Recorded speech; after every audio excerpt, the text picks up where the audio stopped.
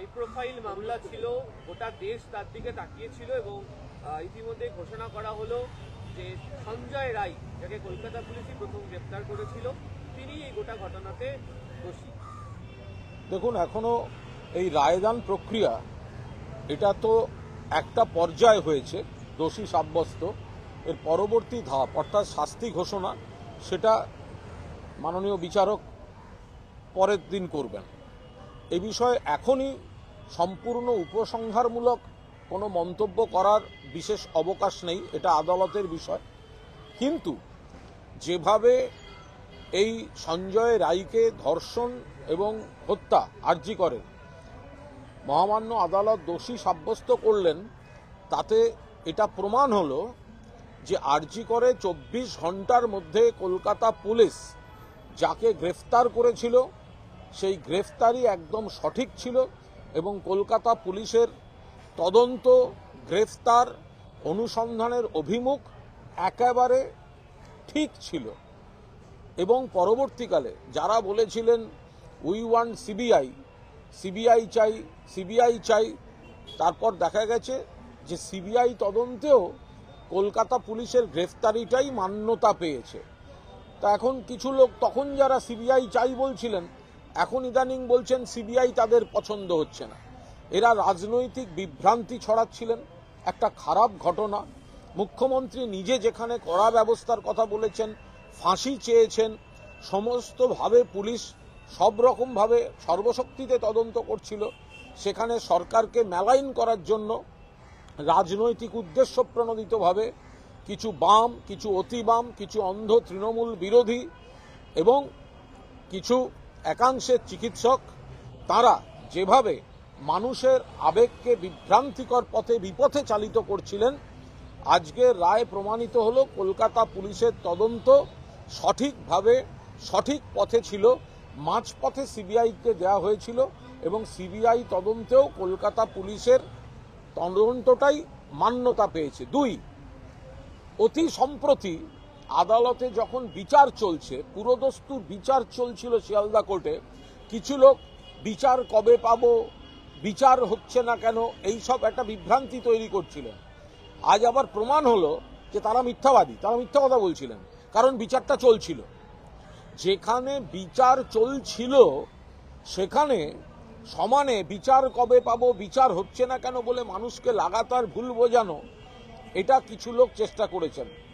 এবং 3, গত 2-3 দিন ধরে আরও কিছু প্রশ্ন আছে বলে সঞ্জয় রায়ের অপরাধটাকে ডায়ালুট করে দিয়ে নজরটা ঘোরানো হচ্ছিল।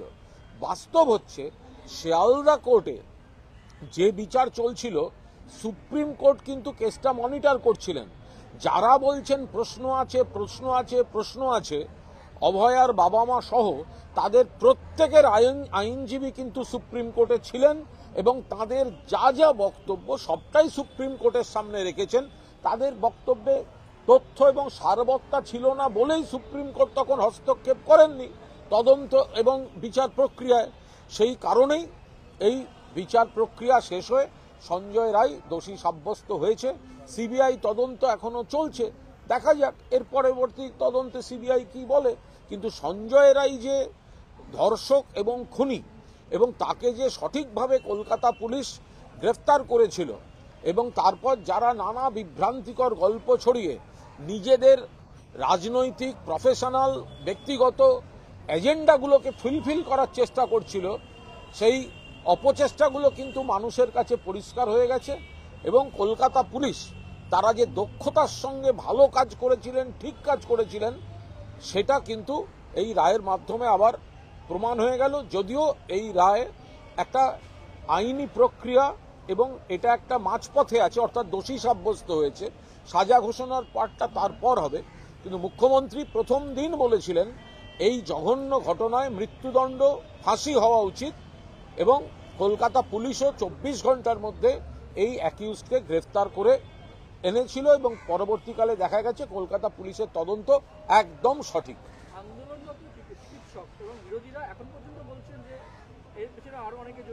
আন্দোলনরত কিছু চিকিৎসক, একাংশের চিকিৎসক বিরোধীরা যা বলছে সেটা শুধুমাত্র মানুষকে বিভ্রান্ত করার জন্য বলছেন। বিচিত্রবীর্য গোস্বামীর মতো ডাক্তার যারা 150 গ্রাম সিমেনের গল্প বলেন, তাদের কাছ থেকে আপনারা কি আশা করেন? যারা রক্ত মাখা গ্লাভস বলে অন্য লাল রং লাগা গ্লাভস দিয়ে মিডিয়ার সামনে নাটক করে, তাদেরকে আপনি কি বলবেন?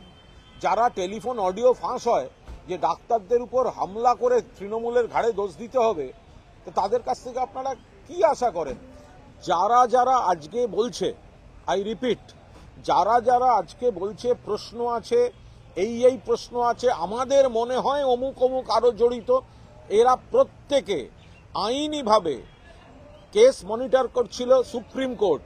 প্রত্যেকটা শিবিরের আইনজীবী ছিল সুপ্রিম কোর্টে, সেখানে তাদের যা যা বলার সবটা বলেছেন। তারপরেও তাদের এই আমার মনে হয়, আমি শুনেছিলাম, আমার ইচ্ছা অমুক গ্রেফতার হোক, সুপ্রিম কোর্ট এগুলো হস্তক্ষেপ করেননি। সেই কারণেই তদন্ত এবং বিচার প্রক্রিয়ায় সুপ্রিম কোর্ট হস্তক্ষেপ করেননি। যারা যারা আজকে বলছেন এই প্রশ্ন, এই প্রশ্ন, এই প্রশ্ন, এই প্রত্যেকটাই তাদের আইনজীবীরা কিন্তু সুপ্রিম কোর্টে আলোচনা করেছেন, সুপ্রিম কোর্টে তুলেছেন, সুপ্রিম কোর্টে তোলার সুযোগ পেয়েছেন। দফায় দফায় দফায় দফায় বিভিন্ন আইনজীবী চেঞ্জ করে করে বলেছেন। এখন সুপ্রিম কোর্টও যদি তাদের এই বক্তব্যকে গ্রহণযোগ্য বলে না মনে করেন, তো তাদের ব্যক্তিগত এজেন্ডার উইশ লিস্টগুলো মানুষকে গুলিয়ে দিতে ব্যবহার করাটা আনফরচুনেট। একটা যে এই মুভমেন্টের শুরু থেকে দেখতে পাওয়া গিয়েছে যে আপনারা কয়েকজন শাসক দলের পক্ষ থেকে যে ন্যারেটিভ বা আপনারা যে বক্তব্যগুলো তুলে ধরেছিলেন, তাতে আপনাদেরকেও তীব্র কটাক্ষের শিকার হতে হয়েছে।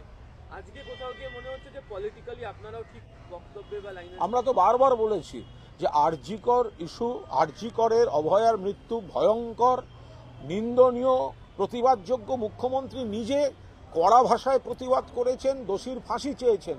কলকাতা পুলিশ 24 ঘন্টার মধ্যে দোষীকে গ্রেফতার করেছে।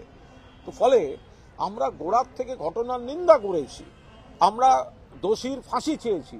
কিন্তু একাংশের, তারা বাম, অতিবাম, অন্ধ তৃণমূল বিরোধী, একাংশের চিকিৎসক, জুনিয়র চিকিৎসক, এক একজনের এক একটা ব্যক্তিগত এজেন্ডা, কেরিয়ারের এজেন্ডা, প্রফেশনের এজেন্ডা, গোষ্ঠী রাজনীতির এজেন্ডা, রাজনীতির এজেন্ডা, সেইগুলোকে ফুলফিল করতে গিয়ে এই আবেগকে বিভ্রান্ত করে চরম মিথ্যাচার, কটূক্তি, এগুলো করে করে করে করে মানুষকে বিভ্রান্ত করার চেষ্টা করেছে। এই ঘটনা খারাপ ঘটনা, কিন্তু সিপিএম জমানায় বারবার ঘটেছে। এই ঘটনা খারাপ ঘটনা বিজেপি রাজ্যগুলিতে বারবার ঘটেছে। এই ঘটনা খারাপ ঘটনা একটাও বাংলায় ঘটা উচিত নয়।